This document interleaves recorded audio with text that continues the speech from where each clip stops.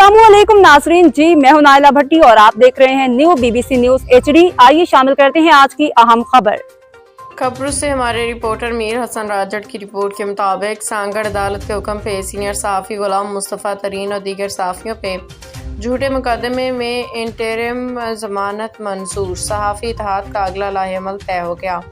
सांगड़ गुज़िश्ता रोज़ senior सहाफ़ी 92 news के reporter, सदर नेशनल प्रेस क्लब गुलाम मुस्तफ़ा तरीन, धरती TV के रिपोर्टर अब्दुर्रहमान वर्दी और हमराज TV के रिपोर्टर ज़ाहिर शाह पे गुंडे बदमाश फ्रॉडिये अवैस शेख की जानिब से झूठ पे मबनी मुकदमे में एडिशनल सेशन जज की अदालत से इंटरिम जमानत मंजूर की गई।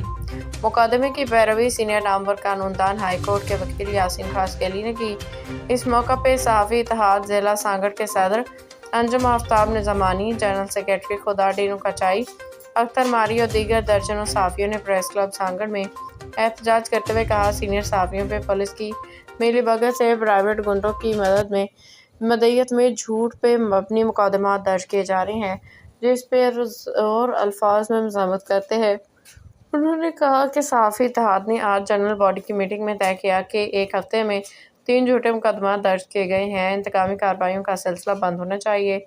दर्ज मुकदमों को भी क्लास में ख़त्म करने की मुद्दई अलियान पे 182 की कार्रवाई अमल में लाई जाए। अगर दीगर सूरत में ज़िला सांगड़ और सिंध के दीगर अजला पुलिस के खिलाफ एहतजाज किया गया।